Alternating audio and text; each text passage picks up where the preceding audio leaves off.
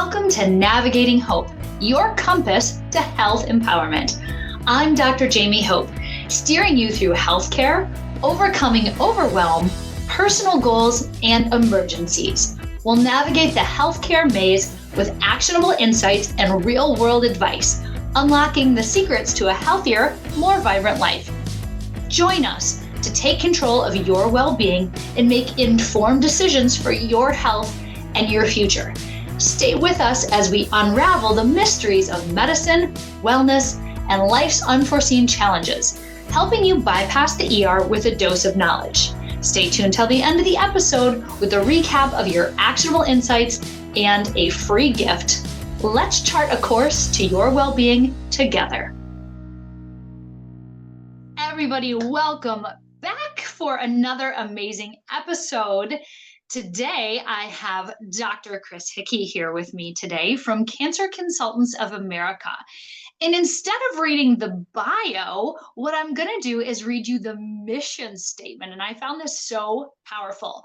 So it says, cancer education is an essential component to any cancer journey.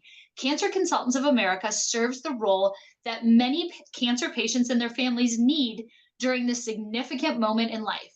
Too often, people are impacted by cancer, leaving them with an equal number of questions as there are concerns. Our purpose is to provide enlightenment about a complex disease that is cancer. Cancer Consultants of America provides multiple services from a trained cancer molecular biologist, who's with us here today, with the talent to explain the details in a manner that is comprehensible to a broad audience. Dr. Hickey, thank you so much for being here with us today. Cancer, people hear that word and it immediately incites fear. So thank you for what you do. Can you start by telling us how this got started? What is the core of this mission for you? Sure. How this got started was the idea came in 2020 during quarantine. A lot of us had some downtime. And I always wanted to start this business, and it would seem like that downtime was a perfect time to launch this idea. And so with Cancer Consultants of America, during that time, what I was trying to do is trying to figure out what services can I provide. I knew I wanted to provide cancer education, but what other services can I add on to that? So the first service is cancer education for both the patient and their family. And when I say cancer education, help them to understand the cancer, help them to understand the diagnosis. And as a cancer molecular biologist, I have valuable insight that I can share with the patient as well as their family and let them know the exact mechanisms of what's going on, whether it be at the cellular level, at the genetic level, at the protein level. I can help them to understand that. Other education service I provide is helping them find clinical trials. A lot of times, cancer patients want to make their own impact in the advancement of cancer research. So I help them identify clinical trials, and what I could do is look at the eligibility requirements for these clinical trials and be able to rule out if they would be a likely participant or not. And then I can match them up with clinical trials that are ongoing within their geographic location. So that's cancer education. And then the second service I provide is what I call medical liaison. And what I'll do is I'll go with them to their medical appointment. And what I could do is ask relevant questions on their behalf. Or another idea is I could just sit there and listen. And then after the appointment, we could go out for have a coffee or something like that. And I could explain to them exactly what happened at each stage of that appointment. So that's medical liaison. And then the third service I provide are public seminars. And what this is, I go around giving talks to communities who are interested in learning more about cancer. So for example, on the calendar, the annual calendar, we have months, and then each month is designated a certain type of cancer awareness month. So for example, probably the most popular is going to be October. That's Breast Cancer Awareness Month. And so I get quite a few bookings for public seminars on the topic of breast cancer during the month of October. So the three services are cancer education, medical liaison, and public seminars. Wow. So you've really taken this knowledge and education and experience and passion and put it together in a way that patients can use it in a very tangible and helpful form. That's fantastic. Exactly. And what that does is it gives what I find is that it gives the patients peace of mind. and the most daunting concern is the what if. And it's the fear of the unknown. And at least what I can do is help them to understand the cancer diagnosis and eliminate that initial fear of the unknown. And so I find that I can lessen the anxiety by explaining to them the cancer and what's going on, the details to their specific type of cancer, and that alleviates some of the anxiety for the patient as well as the family. And then the way I communicate it in a way that can be understood. And oftentimes I'll just use real world analogies to help them to understand it. And they're like, yeah, that makes sense to me. And then they're very grateful that they understand it, and their concerns are lessened as a result of that. I think that's really important. So let's start at the very beginning. A patient is interacting with the healthcare system, whether they're seeing me in the emergency department, whether they're seeing their primary care or a specialist, and they hear that word, Yeah. cancer. So let's just start. I think there's some misconceptions about what it is, that cancer is one disease. And so tell us what cancer is. Sure. What I can tell you first is most important is cancer is not a death sentence. It's not a Mm. death sentence. And that's far too often when someone hears the word cancer, they think they're on limited time. And that's not the case. But what is cancer? Cancer is a collection of related diseases that are working in concert to help grow the tumor or the cancer, to help promote the development of cancer.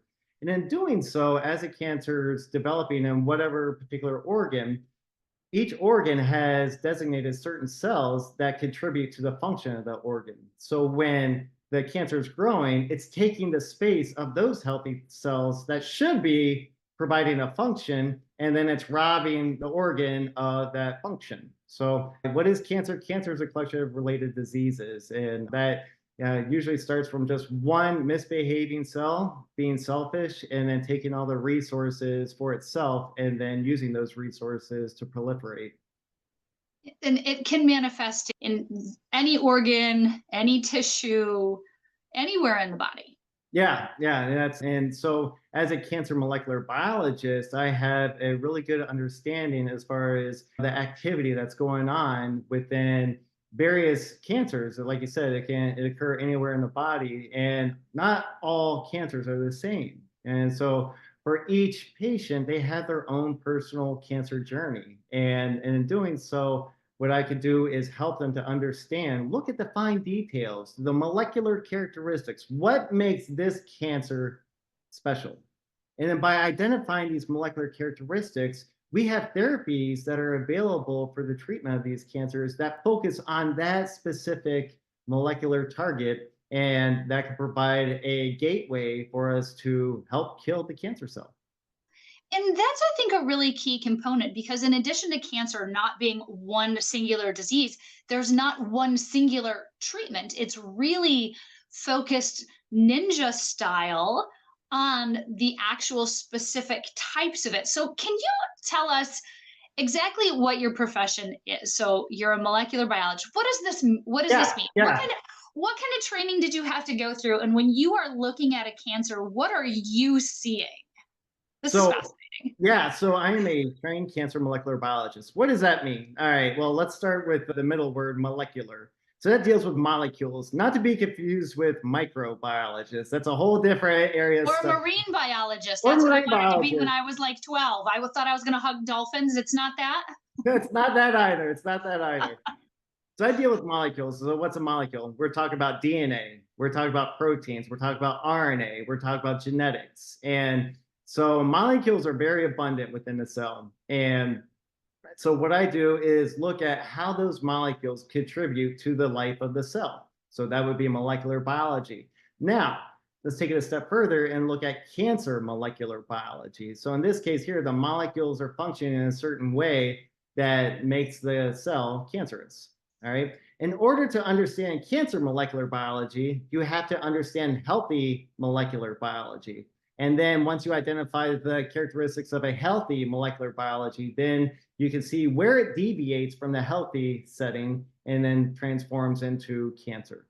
So my training, I earned my PhD at the Ohio State University And that's where I focused on leukemia experimental therapeutics.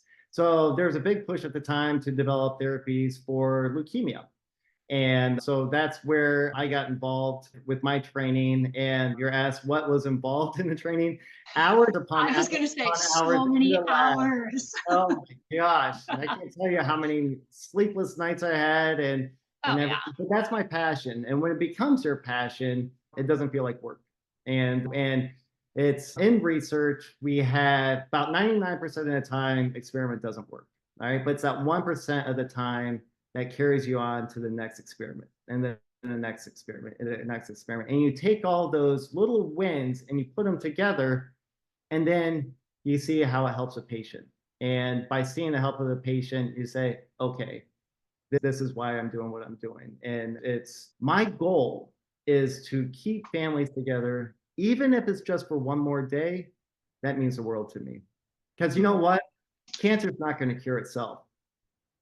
So that's my motivation. That's my passion for that. And so as a cancer molecular biologist, during my training, I had experience of learning a lot of different techniques. And through those, a lot of different techniques, I had the valuable insight that I could provide as far as how are these diagnostic tools being used to identify the molecular characteristics of cancer.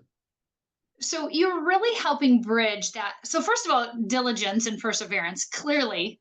And to combine that with passion, what you're doing is bridging the lab, all of those tiny, fine details, the microscopes, the molecular level, not the marine biology level, that's a different specialty.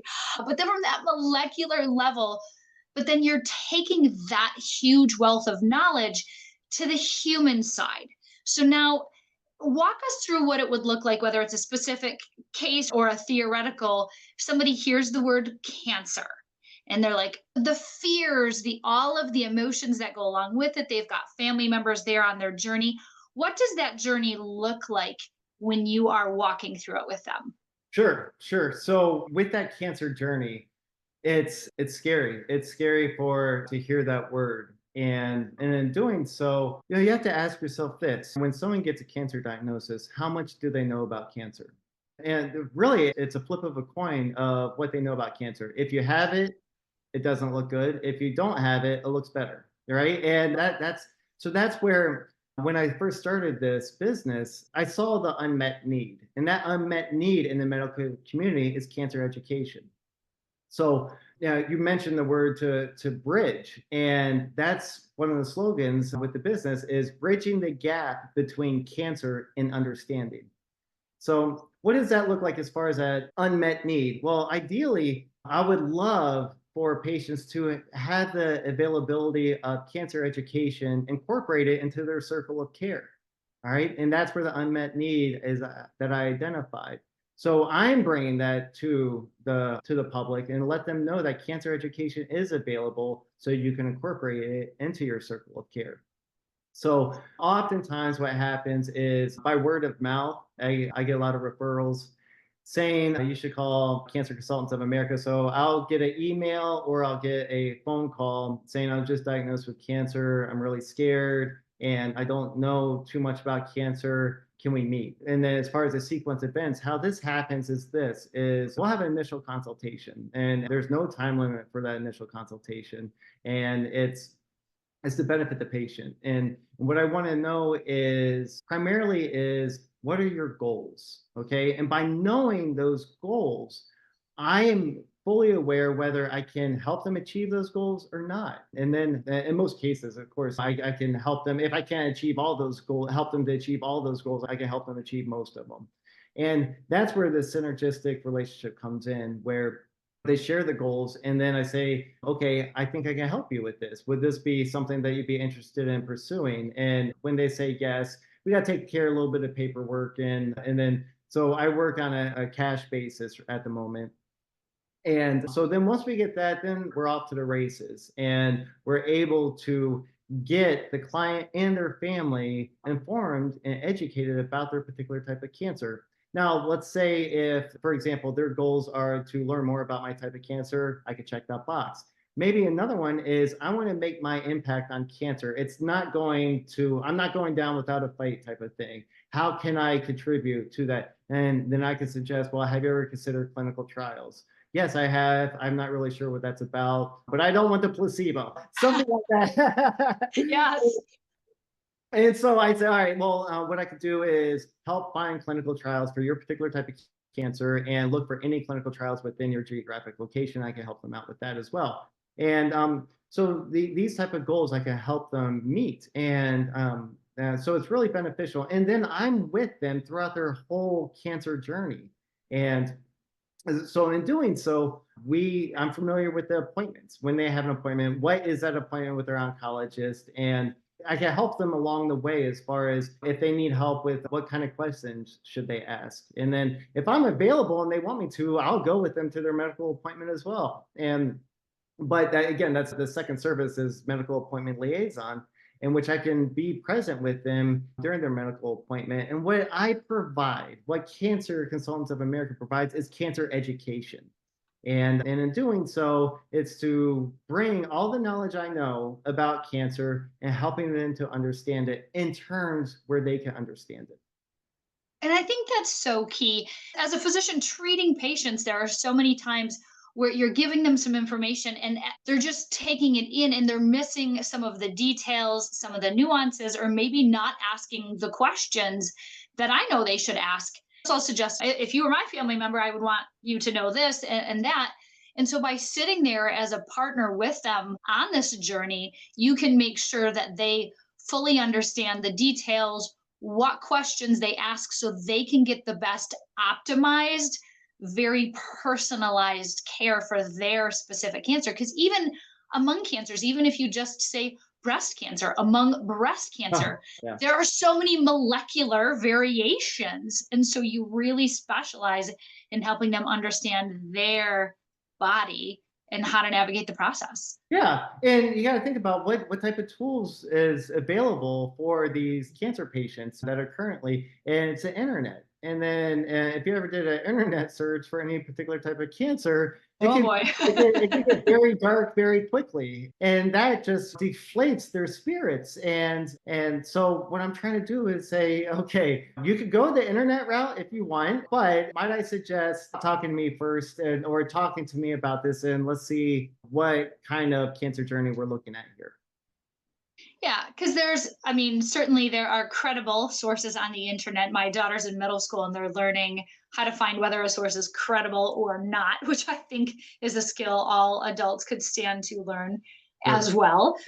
But that also by understanding their cancer at an individual, very specific, very molecular level, that targeted treatment is key because you help connect them to the advances. So, what are some of the exciting advances in cancer care right now that you can help people navigate?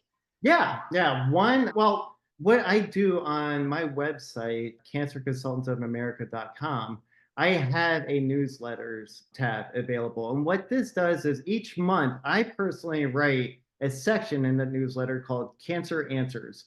And what I do is I address a topic of cancer that is on the minds of many people. So I would love for the public to send me their cancer topics to write about. And oftentimes, what I'll do is if I'm looking for a topic to write about, typically I'll do the Cancer Awareness Month for that particular month.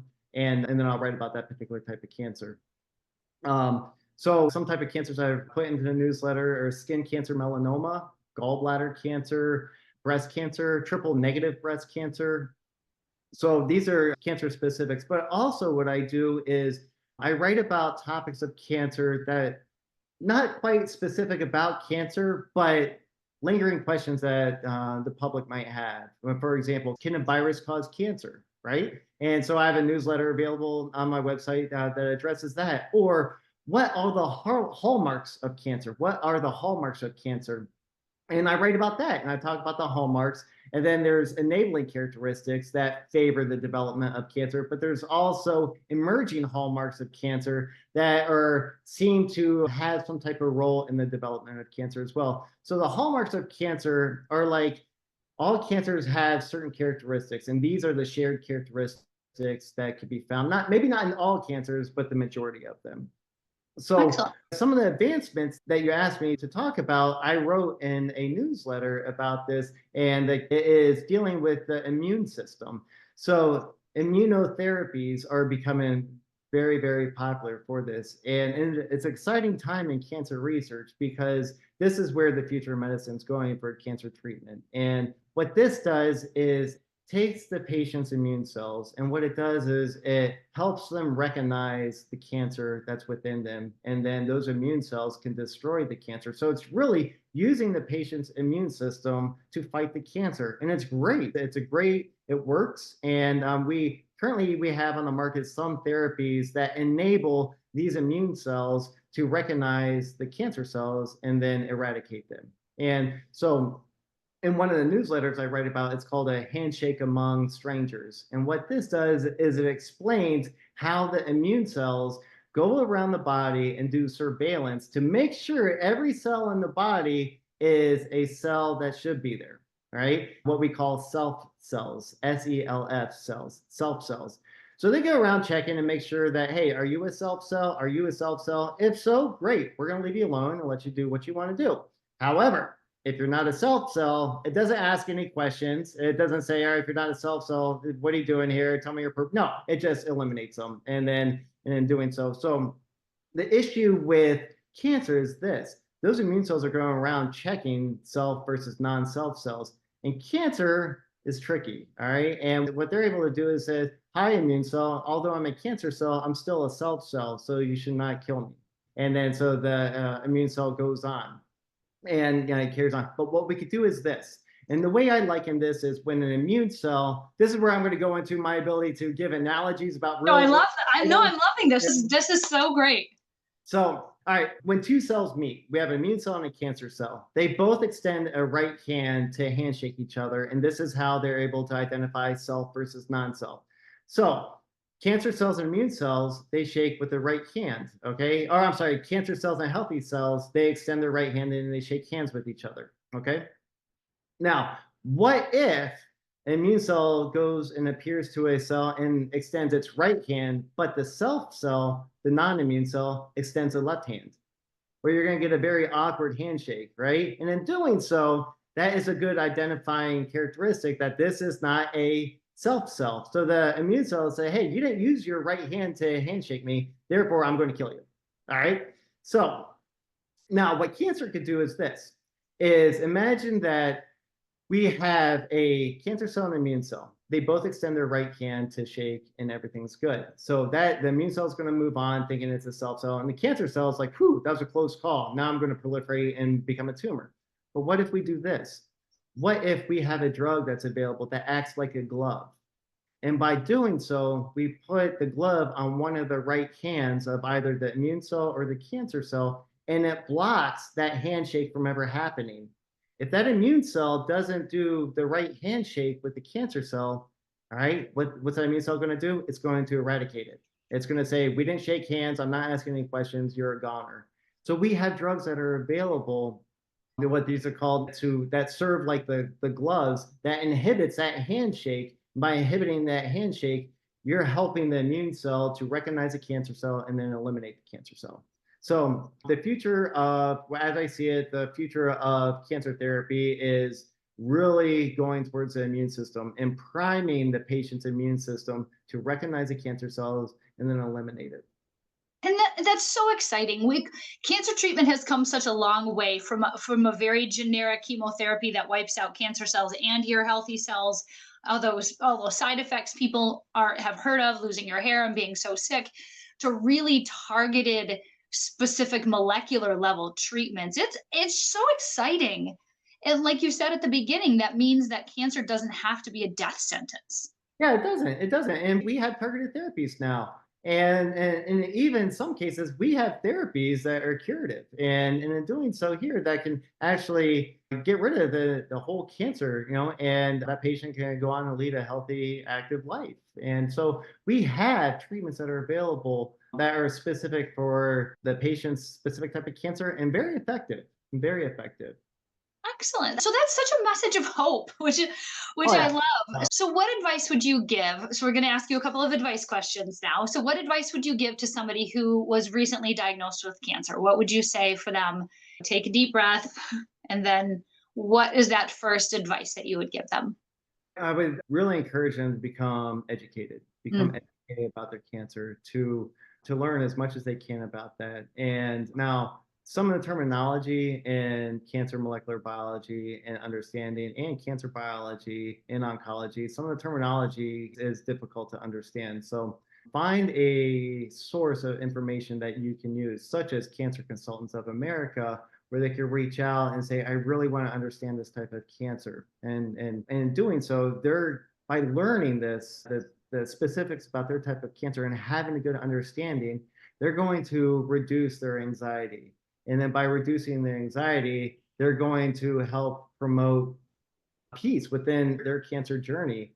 And then some of the other things I would encourage them is to identify your goals. What are your goals? And do you want to be involved in a clinical trial? And if so, we can help with that. And as far as nutrition, all right, and as should I keep doing what I'm doing? Should I change my lifestyle? And so to have those conversations, and you can even have those conversations with your oncologist to just become educated about this, because you know what? This is going to be once in a lifetime experience. And so the best thing to do is become educated as quickly as possible and knowing all the details to that cancer journey. I'm not going to say it's necessarily a fight against cancer, because it doesn't have to be a fight. It's what it could do it is sure doesn't have to be a fair fight either. no, it doesn't. Don't make it a fair fight. No, it's a journey. It's say, okay, here's what we're dealing with. All right, we're at point A. We want to get to point B. How do we get there? And Mm. let's figure out a plan. And we could do that together. And it is possible. And to become educated as best as possible about the specific type of cancer, and then knowing all the resources that are available to newly diagnosed cancer patients and their families. So Knowledge is incredibly, and it's powerful, it's empowering. And I really like what you said. I want to amplify what you said about goals, because I have two different family members I'm thinking of. Both were diagnosed with similar cancers, but they had radically different goals, which then helped them guide how they wanted to navigate that journey, which were rather different. But once they both understood what their goal was, then they could follow a path that was consistent with their values and that goal. So I loved that you emphasized that. I think that's going to be key for our patients. sure, sure. And you got to think about it. It's going to be hard to even think about goal setting at that time. It's their life has just been turned upside down with the cancer diagnosis, and so it's going to be hard. And I understand that. And so, in doing so, by trying to figure out goals, it's going to be hard to come up with goals. Like I really never thought about that, because this is my first journey with this. And then what I could do is help them to have that conversation and say, well, would you be interested in this? Would you be interested in this? And then kind of walk through that conversation and just help them to think about, well, have you thought about this as an option? Have you thought about this as an option? And in doing so, it could provide some clarity and really put down some very effective goals. Yeah. Oh, so important. And so for our listeners who have not had a cancer journey with themselves or their family and would prefer to avoid this if possible, although it is a well guided journey, what type of lifestyle things can people do to avoid needing your services in the first place? Yeah, please. Yeah. Yeah. So as far as avoiding lifestyle, try to avoid those things that are known to cause cancer, and then in doing so, cutting those out of your life. And the majority of us know what those things are, but also lead a healthy lifestyle and try to lead a healthy lifestyle and at least try to become more fit if possible. And take some of the burden off your body. Right now, your body is experiencing a new challenge, and that challenge is cancer. Well, it's going to be easier to fight one challenge rather than two challenges, whatever that second challenge is. So the cancer, that's going to be a different kind of journey. But what you can do is try to eliminate or at least reduce that second challenge to help your body favor the challenge of fighting cancer versus anything else. So instead, two, it's always better to have one challenge versus two challenges, or three challenges, or four challenges, or five challenges, whatever the case may be. So talk with the oncologist and find the lifestyle and say, all right, what changes do I need to make immediately? And then have that conversation. So that would be, again, that's one of those really important questions to ask as soon as that happens. All right, what do I need to change about me? And so again, that's one of those questions that's really important to ask at the very beginning. Yeah. Because, yeah, as you said, fighting having cancer plus diabetes and heart disease is a lot more challenging than fighting the cancer alone. So those lifestyle factors. And that my favorite mantra, I choose these descriptors intentionally. If we focus on nourishing food, energizing exercise, however that looks for your body and your situation, restorative sleep and stress release and meaningful connection, just those lifestyle things, whether you to prevent a cancer or to keep you as safe as possible during your cancer journey, are going to be so key. Like you said, let's reduce the number of things we're battling here. Yes, yes. Yeah, exactly. All right. So, looking ahead, any other goals or projects for Cancer Consultants of America? Yeah, I'm really advocating that these services are available to everybody. And so I have the website, cancerconsultantsofamerica.com, that's available. We have a social media presence on the popular platforms, and you can find us at cancer_America across the platforms. And what I do is at the beginning of the month, I make announcements that there's been a new newsletter that's been launched on the website. I can also provide cancer education that's free to everybody, whether we're talking about a handshake among strangers in one of the cancer answer section, or we're talking about the hallmarks of cancer in the cancer answer section, or we're talking about specific types of cancer. So it's there. But other things that I'm trying to do is I would love to team up with a cancer specialist, whether it's going to be a small facility or large facility, and work with them to provide cancer education and almost become incorporated into the process, almost like to streamline the process in which if someone receives a cancer diagnosis, their next stop is at the cancer education department where they can learn as much as possible about the cancer or set up an appointment, become educated about the cancer, and then whether before or after, go see a nutritionist, go see a behaviorist, something like this, to have this be incorporated into the circle of care. And so that's really what I'm doing. I'm doing a lot of outreach, so letting people know that this is available and it's beneficial. And it's an unmet need that's in the medical community right now is cancer education, but it's available and it's available to everyone. And I could take clients across the country, across the globe. We have this wonderful ability of these teleconferences where we can have these interactions and we don't have to be nearby. And so it's wonderful. And there's no reason that something can't happen because we have all the tools available now to provide cancer education. Excellent. I love this needs to be normalized. This needs to be a standard part of the journey until we get to a point in medicine where we can just prevent all cancers. We're not there yet. It's still people's reality right now. Having the education, having somebody walk you through the journey, understanding that your cancer has unique molecular properties versus just being under a lump diagnosis, and by knowing those properties, it can really help inform the best and safest treatment options. Wow. What an Exactly. amazing journey.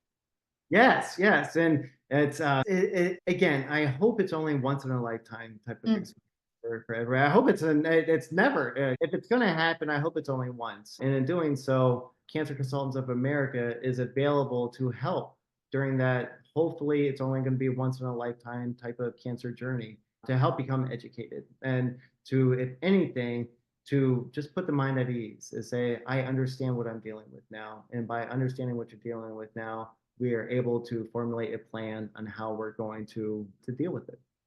Awesome. Well, everybody, stick around for your top takeaways and your free gift. Dr. Chris Hickey, thank you for your time. Thank you for your mission and the beautiful way that you are helping people from diagnosis to cure and success and beyond. Thank you so much for being here with us today.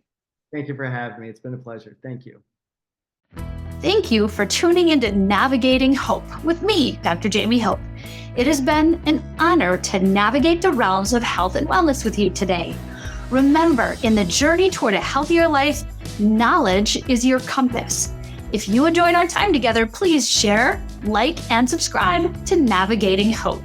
Join us next week where we'll continue to empower your health journey, arming you with the wisdom to navigate life's challenges and keep the emergency room in your rearview mirror.